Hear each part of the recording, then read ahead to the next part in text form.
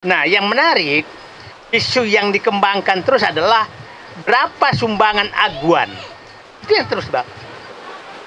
Menurut agama kita, kalau sumbangan dari uang haram itu tetap haram, menurut pemahaman saya. Jadi mau kiai haji, mau kiai apa, kalau itu sumbangannya dari hasil merenggusu rakyat ini, saya tetap haram. Walaupun yang ngomong itu kiai haji, gitu kan? Itu pandangan saya. Walaupun itu Kiai Haji Muhammad Said ya, walaupun itu bekas pimpinan TNI, tapi kalau itu sumbernya uang haram, tetap aja melanggar Sabta Marga, melanggar Sumpah Prajurit, ya kan, Mbak?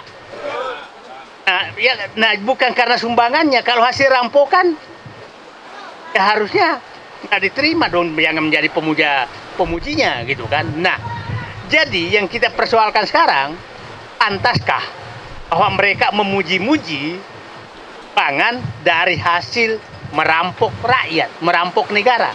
Itu yang pertanyaan saya pertama kepada orang yang sedang memuji-muji aguan karena sumbangannya. Nah, sebenarnya ini kan yang kemarin menjadi salah satu narasi argumentasi bapak-bapak selaku purnawirawan TNI. Ada kerisauan dari kita tentang adanya entitas negara dalam negara di Republik ini. Ditambah lagi, Pak Sunarko, kok bisa mobil plat Mabes melayani aguan gitu loh? Aguan sudah semakin kepepet, ke pojok. Dia merasa bahwa para jubirnya, orang-orang bayarannya tidak mampu menahan gelombang kemarahan yang digelorakan oleh para senior ini. Akhirnya dia terjun langsung lewat Tempo.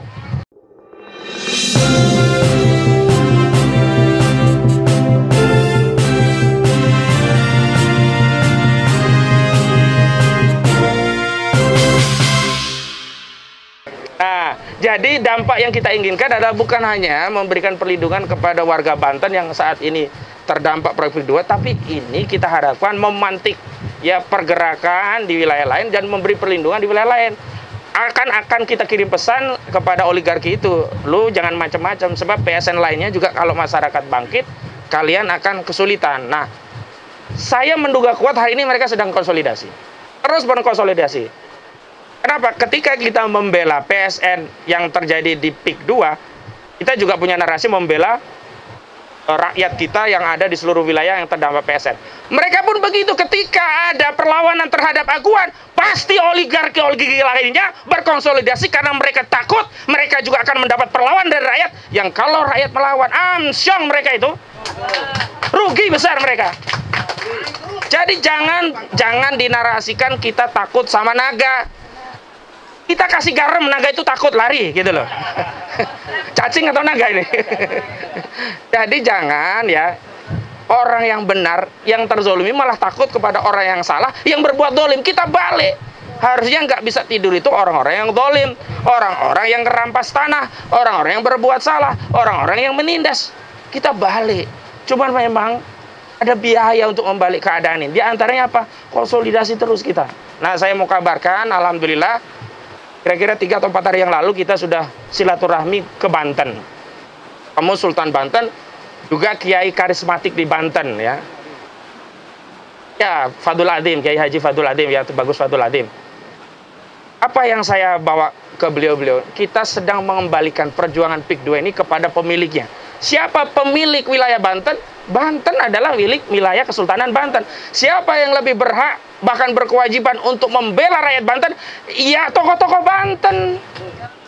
Makanya kita ajak mereka, kita sadarkan. Dan Masya Allah kemarin tuh kita masuk itu ada tulisan Banten bukan Singapura dan tidak akan pernah menjadi Singapura. Itu pesan yang luar biasa. Kenapa? Coba kalau panjenengan yang sudah pernah masuk ke PIK, itu kita seperti berada di negara lain itu. Bahasa juga kita tidak tahu, bangunan juga etnisnya etnis tertentu, dan tidak ada akses. Saya mau katakan Pak, saya masuk perumahan banyak ya, mungkin termasuk BSD, kemudian ada Sumarekon, ada banyak perumahan lah. Itu perumahan itu tetap punya akses ke wilayah kampung-kampung sehingga membaur, disebut inklusi terbuka. Kalau PIK ini enggak, masuknya hanya pintu utama.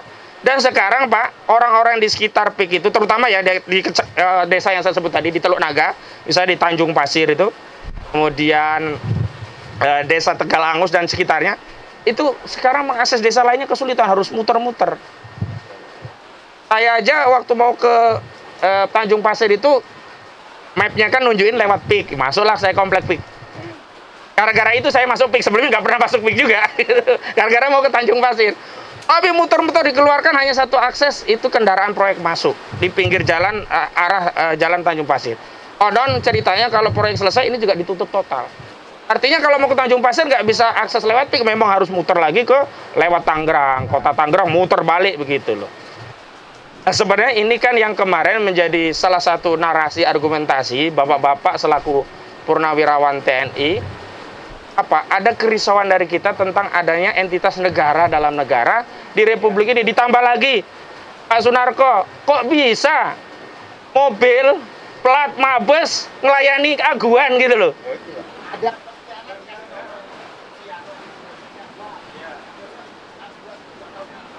Ada dua-duanya, di TNI-nya ada oknum pengkhianat, aguannya nggak tahu diri gitu loh. Ya kecuali Assalamualaikum. Pejuang kita datang, silakan. Ya. Baik, saya lanjutkan. Jadi, bapak-bapak dari FPPI ketika menjadi salah satu prinsipal penggugat, selain Bang Edi Mulyadi, Bang Rizal Fadilah, juga dari ARM, narasi yang kita bangun dalam gugatan itu kita khawatir ada entitas negara dalam negara yang mengancam kedaulatan Republik kita. Sehingga sebagai purnawirawan yang punya ya kesetiaan terhadap negara dan punya peran partisipasi untuk menjaga pertahanan dan keamanan negara, terpanggil lah untuk terlibat dalam persoalan ini untuk mengembalikan kedaulatan negara itu ya hanya negara. Jadi kalau kita mau bicara Republik ini, siapa Panglima tertinggi TNI? Ya Presiden. Nggak boleh ada Panglima tertinggi itu aguan, nggak boleh. Nggak boleh Panglima tertinggi NKRI itu aguan, nggak boleh. Panglima tertinggi di Republik ini ya Presiden, nggak boleh pengusaha. Makanya tetap kita sebenarnya menuntut ya, ada klarifikasi dari institusi TNI juga Polri, kenapa ada fasilitas layanan spesial untuk aguan gitu. Nah, kenapa kita tuntut bayar ganti rugi dan itu kepada negara? Alasannya yang pertama, agar setiap orang yang berbuat kesalahan itu ada tanggung jawabnya. Jangan hanya dihentikan tapi nggak ada konsekuensi. Jangan hanya maaf gitu, selesai ya gitu. Sebenarnya ada 3 klaster ya dalam pelanggaran hukum di PIK 2 ini. Pertama, klaster perdata yang sedang kita gugat. Perdata pun ada 2, perdata publik, perdata privat. Perdata publik seperti yang kita lakukan. Perdata privat itu adalah korban langsung. Nah, ada sejumlah korban mau gugat langsung, saya bilang jangan dulu. Kalau sekarang gugat langsung, khawatir dikalahkan pengadilan, justru melegitimasi kezaliman yang sudah mereka lakukan. Nggak ada jaminan pengadilan hari ini bisa steril dari intervensi mereka. Yang kedua, perdata publik kita lakukan, kita lihat nanti. Sampai sebenarnya paralel dengan gugatan perdata publik ini, kita harapkan negara turun. Dengan apa? Menghentikan dan melakukan audit. Kalau negara turun menghentikan audit, nah gugatan perdata privat itu bisa jalan. Kenapa? Berarti hambatan publiknya sudah hilang. Hambatan dari kekuatan oligarki itu sudah disterilisasi oleh negara dengan keterlibatan negara. Nah, negara sampai hari ini belum ada statement. Baru dari Kementerian PUPR, Kementerian ATR, Kepala BPN yang menyatakan rencana tata ruang dalam wilayah dari PIK 2 ini, PSN-nya masih bermasalah karena ada 1.500-an yang masih kawasan hutan konservasi, belum dilakukan konversi menjadi hutan apa begitu, belum ada konversi. Nah, yang kedua adalah KOR Tata Usaha Negara. KOR Tata Usaha Negara ini adalah status PSN-nya. Nah, kalau mau membatalkan, itu memang harus melalui pengadilan tata usaha negara. Nah, kita nggak masuk ke sana. Karena kalau kita masuk PT UN, seolah-olah kita bermasalah atau berperang dengan negara. Biarkan negara yang kemudian punya kesadaran membatalkan melalui kewenangan negara, karena melihat rakyatnya udah, kok rakyatnya sampai keleleran berjuang sendiri. Lalu negara turun. Dengan cara pertama membatalkan, menghentikan proyeknya, lakukan audit. Audit keuangan, audit kinerja, termasuk audit di bidang pertanahannya. Nah, disitulah nanti semua cecunguk-cecunguk yang terlibat dalam proses ini akan kebuka perannya apa. Ada yang jadi calo, ada yang tukang bohong, ada yang tukang intimidasi, ada yang ngiming-ngiming duit ya. Kan kadang-kadang nggak bisa diintimidasi, begitu ada duit, selesai juga bisa begitu, dan seterusnya. Dan ada KOR pidana. Nah, KOR pidana ini memang harus lewat lembaga penegak hukum, institusi kepolisian atau kejaksaan. Tapi kalau negara belum berpihak kepada rakyat, kita misalkan membuat laporan polisi, saya menduga kuat akan diabaikan oleh kepolisian. Jadi LP kita akan ditolak, paling banter jadi DUMAS atau pengaduan masyarakat. Kalau pengaduan masyarakat ya kurang lebih seperti laporan kemarin di Barreskrim itu. Jadi hanya diterima tapi tidak ada follow up atau tidak ada tindak lanjut. Dan terakhir, karena sudah datang juga Bang Said Didu juga dengan Bang Edi Mulyadi, terakhir dari saya adalah yang paling penting itu adalah menjaga soliditas dari para pihak dan juga masyarakat agar membersamai kasus kita. Saya lihat Pak di sosial media, kasus ini udah bukan sedikit berbalik menurut saya. Berbalik, dukungan itu justru kepada korban PIK sekarang ini. Kenapa? Karena masyarakat yang punya nurani termasuk para korban ini sekarang semua sudah berani bicara. Di sosial media, di berbagai... Oh iya. Kalau Yoris begini Pak, mungkin nanti akan kita persoalkan ketika kita kunjungan DPD. Jadi saya ngirim audiensi ke DPD RI, sudah dapat konfirmasi dari pihak DPD melalui orang saya. Katanya setelah selesai reses kan sampai 14 Januari DPD. Kira-kira tanggal 16 atau 17 Januari kita diterima. Nah, nanti kita siap untuk datang ke sana untuk mempersoalkan Yoris juga. Apa fungsi dia di DPD? Kok di lapangan justru belain oligarki properti? Dia itu perwakilan daerah atau perwakilan aguan gitu kan? Iya, kita harus pertanyakan. Ya, Dewan Perwakilan Daerah atau Dewan Perwakilan, bukan agung ya, Dewan Perwakilan aguan gitu. Iya kan, harus kita pertanyakan nanti. Jadi kita juga tanyakan nanti di DPD, sikap, tindakan, perilaku, bahkan kebijakan, statement dari saudara Yoris ini mewakili pribadi, mewakili aguan, atau mewakili DPD. Kalau DPD ini bermasalah, agar nanti ya institusi DPD secara resmi mengeluarkan keputusan kelembagaan DPD. Misalkan DPD tidak terlibat dengan itu, oh kita tenang. Hari ini kan seolah-olah DPD diwakili oleh Yoris begitu. Nah, untuk DPR RI saya baru kirim minta ke Komisi 2 melalui Habibur Rahman, orang saya yang menghubungi Habibur Rahman baru meminta proses prosedurnya diproses. Jadi kalau DPD itu saya lewat Pak Tamsil. Pak Tamsil melalui Bang Daeng Wahidin. Kira-kira tanggal 16 mereka. Kalau Habibur Rahman saya lewat Bang Novel Pak Mukmin. Diminta untuk proses masuk. Nah, proses sudah masuk. Tanggapan lebih lanjut, dugaan saya juga menunggu setelah reses, karena sekarang ini DPD dan DPR RI sedang reses sampai tadi 14 Januari 2024. Jadi itu saja yang bisa saya sampaikan. Mudah-mudahan ini bagian dari ikhtiar kita, niat kita untuk bisa menolong saudara kita, karena memang kita diperintahkan oleh agama kita ketika ada kedoliman itu kita diminta untuk menolong, bukan hanya yang didolimi, bahkan yang mendolimi. Nabi SAW bersabda, unsur ahoka zoliman au madluman. Tolonglah saudaramu, baik yang terzolimi atau yang berbuat zolim. Para sahabat bertanya, ya Rasulullah, kalau aku diperintahkan untuk menolong orang yang terzalimi, masuk akal ya? Ya, saya paham lah ya Rasul. Tapi bagaimana caranya saya menolong orang yang berbuat zolim? Caranya adalah cegah atau dengan menghentikan kezaliman. Jadi Pak Aguan, kalau dalam akidah Islam, saya mengkritik PSN itu dalam rangka menolong Aguan agar zolimnya tidak terlalu banyak dan berhenti mendolimi rakyat. Demikian, Assalamualaikum warahmatullahi wabarakatuh. Luar biasa, terima kasih banget. Kita tambah segar, istilahnya vitamin itu betul-betul menambah semangat kita. Rekan-rekan, ini kebetulan hanya karena kemurahan Allah. Di samping Pak Kodsindin, Pak Said Didu, Pak Edi, ini mohon maaf, betul-betul ini orang yang punya mulut bukan hanya berbusa, tetapi berbisa.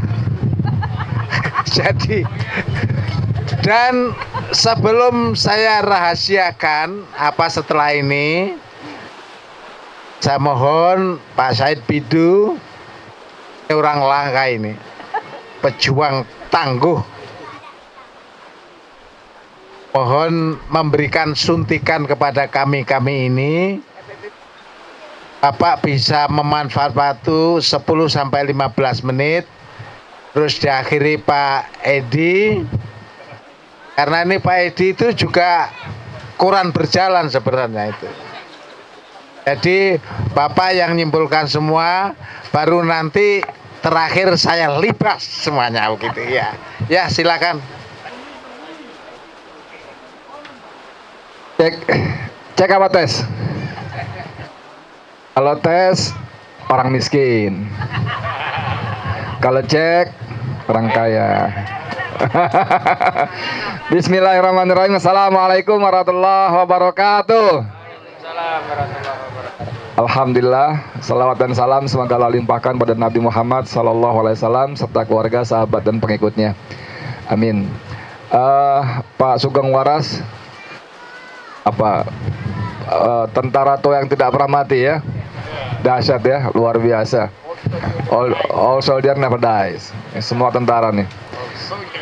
Saya beruntung pernah mampir ke kediaman beliau. Ngobrol ngalor ngidul bercanda, malam-malam ditraktir makan apa tuh, ada angkringannya di Bandung sana. Oke, jadi memang sebetulnya pertemuan-pertemuan seperti ini menjadi sangat penting, apalagi para senior yang mantan-mantan ini. Tadi istilah Pak Sugeng cocok banget, ada vitamin-vitamin tambahan, karena saya kira ini dalam rangka kita membersamai rakyat ya. Alhamdulillah diawali perjuangan Bang Said Didu sekitar 7 bulan yang lalu, terus sampai 5 bulan beliau masih pakai semboyan kami di Pelajar Islam Indonesia dulu, tandang ke gelanggang walau seorang ya, betul-betul seorang, tapi kemudian Allah gerakkan hati para pejuang yang lainnya, tokoh-tokoh nasional dan sebagainya. Kalau beliau sih dari awal juga sudah bunyi terus, luar biasa. Ya, akhirnya kita bisa bersama-sama, dan alhamdulillahnya lagi tadi bahwa rakyat Banten juga sudah mulai berani bangkit bersuara ya. Dari mulai bikin video-video yang dulu foto bersama sama Bang Said aja langsung takut ya, dipanggil malamnya. Saya mendampingi beliau pertama, ada warga yang mengaku boro-boro Bang kami melawan, kami nongol sedikit aja malamnya datang orang polsek, kami takut sampai terkencing-kencing di celana, dia bilang begitu. Nah sekarang kita sudah ada banyak dapat video-video bagus juga kalau kita terus dorong, baik individu maupun kelompok bikin video-video penolakan 1 menit, 1,5 menit itu bagus. Nanti kita kompilasi, kita mainkan lagi. Jadi kalau soal pelanggaran-pelanggaran sudah banyak diceritakan. Dalam gugatan kami ada 8 paling sedikit ya, 8 pelanggaran mulai dari pengurukan dan sebagainya. Lalu terjadi pemiskinan yang luar biasa karena orang tercerabut dari sumber kehidupannya, tambak, laut, dan pertanian. Nah, saya kira kalau Pak Sugeng Waras sudah mau terjun langsung, ini menjadi semacam tambahan kekuatan buat kita. Dan kita mendengar bahwa Aguan sudah semakin kepepet, ke pojok.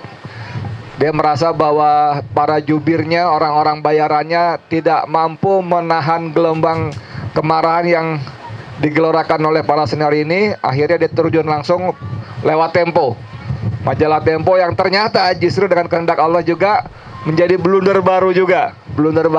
Ternyata mereka juga kirim keberatan kepada Tempo.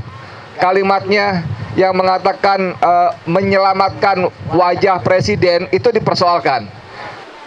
Penasihat hukumnya mengatakan Pak Aguan tidak pernah mengatakan demikian, mohon diganti, judulnya diganti.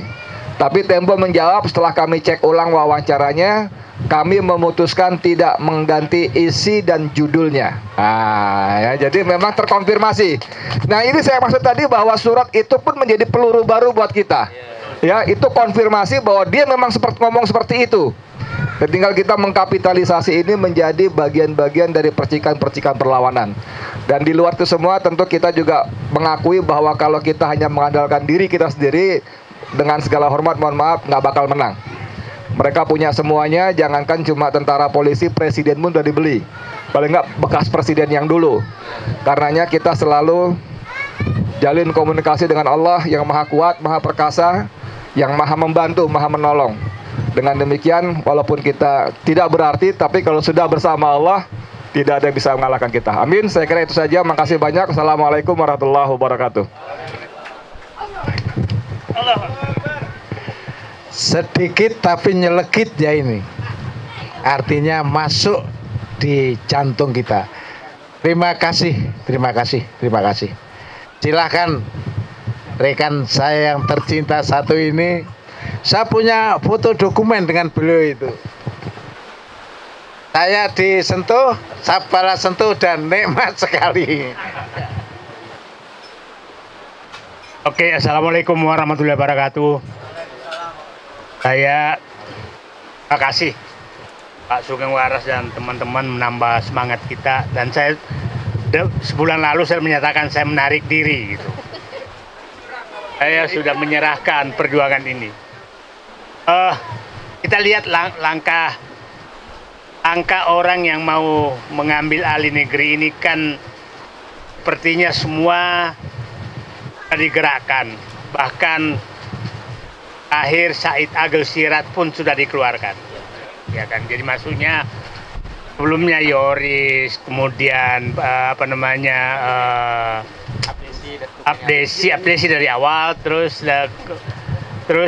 siapa Hendro Priyono, terus siapa namanya Muanas kalau nama, terus siapa lagi satu yang Hercules. Semua dikeluarkan. Mungkin tinggal nunggu Pak Jokowi yang akan dikeluarkan. Kata senjata terakhir gitu kan. Disangkanya mungkin masih ada gunanya gitu kan. Setiap saat saya dikirimin pernyataan-pernyataan itu, tapi saya nggak pernah mau baca. Yang saya baca adalah komentarnya. Komentar orang yang menonton TikTok tersebut. Dan ternyata tidak pandang siapapun, orang itu semua dibaki oleh rakyat. Kan ada yang memuji satupun. Artinya rakyat memahami bahwa memang mereka brengsek. Itu yang paling penting. Nah, kita Bapak sebagai tentara, kalau sudah rakyat mengatakan brengsek, maka tentara sudah tahu harus bersikap kemana. Kan rakyat kan menyatu sama tentara, ya Pak Nur Sam kan? Jadi kalau baca komentarnya itu ya baca aja komentarnya. Kiai sudah keluar, bekas tentara yang pangkatnya bintang juga sudah dikeluarkan. Tapi rakyat ternyata nggak memihak ke mereka. Artinya rakyat, tentara yang aktif maksudnya itu harusnya sudah bersikap. Ini sudah harus memihak ke rakyat. Kan kira-kira itu pandangan saya sebagai orang sipil. Nah, karena dia sudah mengeluarkan semua, saya nggak tahu ya. Saya tadi tinggal Jokowi aja yang belum dikeluarkan, gitu. Belum dikeluarkan. Nah, jadi saya di posisi ya udahlah, biarkan rakyat yang menilai. Silahkan bayar semua mereka berapa uang kamu. Nah, yang menarik, isu yang dikembangkan terus adalah berapa sumbangan aguan. Itu yang terus, Bang. Menurut agama kita, kalau sumbangan dari uang haram itu tetap haram, menurut pemahaman saya. Jadi mau kiai haji, mau kiai apa, kalau itu sumbangannya dari hasil menggusur rakyat ini, saya tetap haram. Walaupun yang ngomong itu kiai haji, gitu kan? Itu pandangan saya. Walaupun itu Kiai Haji Muhammad Said itu ya, ya. walaupun itu bekas pimpinan TNI, tapi kalau itu sumbernya uang haram, tetap aja melanggar Sabta Marga, melanggar sumpah prajurit, ya kan, Pak? Nah, bukan karena sumbangannya, kalau hasil rampokan, ya harusnya nggak diterima dong, yang menjadi pemujinya, gitu kan? Nah, jadi yang kita persoalkan sekarang, pantaskah bahwa mereka memuji-muji pangan dari hasil merampok rakyat, merampok negara? Itu yang pertanyaan saya pertama kepada orang yang sedang memuji-muji aguan karena sumbangannya. Itu siapapun dia. Nah, lihat sekarang. Itu kan yang keluar terus sekarang. Arkan kami dapat sumbangan begini, kok nggak malu gitu loh. Bangga malah menerima sumbangan dari perampok rakyat, perampok negara. Ada. Agak kasar sebenarnya ini, nggak apa-apa lah. Tak belakang saya. Nah, kita yang selalu yang dipersoalkan yang kedua adalah katanya menampung tenaga kerja, kan hanya dua itu yang dikeluarkan sekarang. Dia penyumbang dan dia penampung tenaga kerja. Nah, dia nggak pernah menghitung berapa nelayan, berapa petani, berapa petambak yang digusur dan tidak punya harga diri. Hilang penghasilan, hilang harga diri. Tahu nanti menjadi pemungut sampah di komplek yang dia bangun. Faktanya nanti bongos di wilayah itu. Kan kita tinggal semua di komplek. Ada nggak sih bekas yang punya tanah itu menjadi pemilik tanah? Paling tinggi dia jadi satpam paling tinggi. Planning service paling tinggi, terus dianggap menampung tenaga kerja. Itu namanya menjual harkat dan martabat bangsa yang dihitung sebagai tenaga kerja. Jadi bagi orang-orang yang menganggap menampung tenaga kerja tapi menurunkan harkat dan martabatnya, nasionalismenya kita harus pertanyakan. Jadi masih pihak-pihak yang menganggap terus bahwa menampung tenaga kerja, ya tapi kau jual harkat dan martabat bangsamu. Martabat-martabatmu menjadi jongos kepada warga asing yang mau masuk di sini, tapi kau bangga. Jadi jawaban kita hanya dua sekarang menghadapi dengan mereka. Wahai penerima sumbangan pengembang ini, malulah. Karena itu adalah sumbangan dari hasil pemerasan dan perampokan terhadap rakyat dan negara. Malulah. Bagi pihak-pihak menyatakan menampung tenaga kerja, kau sudah menjual harkat dan martabat bangsa kamu, tapi kau bangga menjual itu. Itu nasionalismemu, saya sudah pertanyakan. Bagi saya lebih bangga nelayan yang mencari ikan daripada dengan harkat dan martabatnya dia ada dibanding jadi jongos para oligarki di dalam komplek itu. Ini yang menariknya. Jadi variabel yang dimasukkan, dia menghilangkan semua, hanya menyatakan uang dan uang. Nah, kita tidak pernah persoalkan. Yang kita persoalkan kan selalu hanya 4 hal. 1, kenapa kau gusur rakyat dan mengakuai seakan-akan wilayah ini sudah kekuasaan kalian? Dan seakan-akan Anda punya hak mengusir siapapun yang ada di wilayah yang Anda inginkan. Karena isinya Pak Sugeng itu, dia hanya menyatakan saya mau ngambil mulai dari Pik Pantai Indah Kapuk sampai asal Bapak, saya dapat bocor. Masih ingat kan jembatan Suramadu? Jembatan bukan jembatan yang mau direncanakan Selat Sunda. Oke, Pak. Jadi saya dapat bocoran, ternyata itu adalah memang rencana menguasai pantai ini. Terus sampai Selat Sunda sana.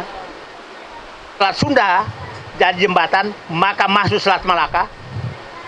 Pada saat Jawa sudah menyatu dengan Sumatera, masuk Selat Malaka, maka itu sudah menyatu dengan Cina. Nah, itulah kemungkinan besar juga IKN dipindahkan supaya nggak terganggu jalur ini. Jalur ini. Nah, Pak Sugeng harus paham, saya sudah menghitung. Ekonomi Indonesia yang harus lewat Selat Sunda kalau jembatannya jadi, itu sekitar 42-45%. Ekonomi Indonesia yang kesedot dari Jawa ke Sumatera sampai Selat Malaka masuk Cina, 42-45%. Jadi, siapapun yang menguasai ini nanti, maka negara ini sudah bagian dari Cina ekonominya, nggak bisa ngapain. Karena jembatan Selat Sunda akan dibangun oleh Cina dan ini semua sudah dikuasai. Jadi ini rencana mereka jangka panjang. Masih ingat pernyataan mereka yang awalnya menyatakan PIK 2 itu hanya 1.680 hektar, kemudian naik menjadi 68.000 hektar. Kemudian terakhir menyatakan 35.000 hektar. Ya kan? Yang saya awalnya mengatakan perkiraan saya 100.000 hektar. Dan lebih luas dari Singapura. Jadi, bapak-bapak, lewat bapak-bapak bisikanlah yang masih punya jiwa sabta margais, jiwa patriotisme, sumpah prajurit. Ya, kalau masih ada temannya Tribrata itu juga masih bisa diperbaiki, ya perbaiki juga lah. Ini negara ini, jadi jangka panjangnya bayangan saya adalah memang ingin menyatukan Indonesia dengan Cina dengan menguasai mulai pantai itu sampai ke Merak, sampai jembatan Selat Sunda, sampai nanti ke jembatan Selat Malaka. Kalau Selatan Malaka udah masuk, maka sudah ekonomi kesedot ke sana. Jadi nggak perlu lagi. Nah, mereka juga masuk lewat sana semua. Nah, ini yang kita harus baca.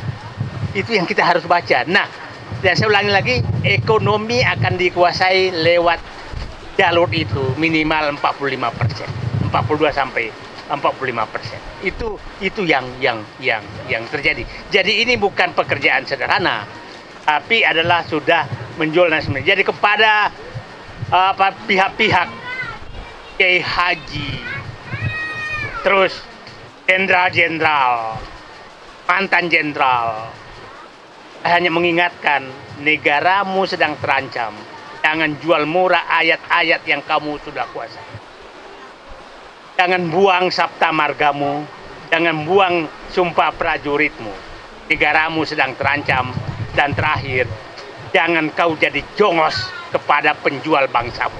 Itu saya pikir yang paling ini kesadaran. Serangan yang kita hadapi hanya dua. Mereka menganggap Aguan itu orang paling hebat, numbang mana-mana. Mereka pembuka lapangan kerja. Pertanyaan saya, adakah pekerja Indonesia di Pantai Indah Kapuk? Terima kasih. Assalamualaikum warahmatullahi wabarakatuh.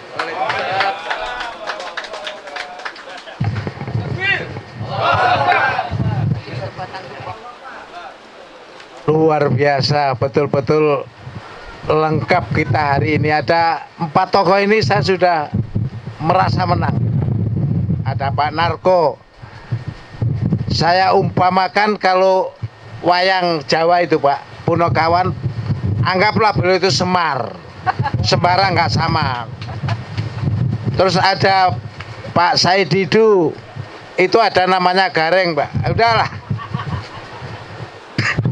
Terus yang ketiga ada Pak Ahmad Kosinuddin, Petro. Dan yang keempat Pak Edi Mulyadi, itu Bagong. Pak, 4 ini adalah orangnya sederhana tetapi kehebatannya luar biasa. Kemana-mana dia selalu membawa 3 hal. 1, tentang pendidikan. 2, tentang informasi. Dan ketiga, tentang hiburan. Udah ada di 4 orang ini. 3 ini luar biasa itu. Terakhir saya menyampaikan bahwa meskipun kita purnawirawan harus disiplin. Jadi kalau makan siang jam berapa itu harus disiplin tepat waktu. Jadi saya mohon waktu 5 menit saja, habis itu kita makan siang. Dan setelah makan siang nanti dengan hormat, para tokoh ini sebagai warga kehormatan EPPI. Karena EPPI akan memberikan pernyataan sikap, mohon nanti mengorbankan waktu untuk bersama-sama kami. Dan ini suatu hari yang luar biasa kita bisa bersama 4 tokoh. Sebagai balasan saya 5 menit memberikan informasi kepada bapak-bapak. EPP ini tadi sudah saya bekali. Nyali mental, harus berani. Kenapa berani? Karena kita di pihak yang benar. Loh, kok bisa? Benar? Iya.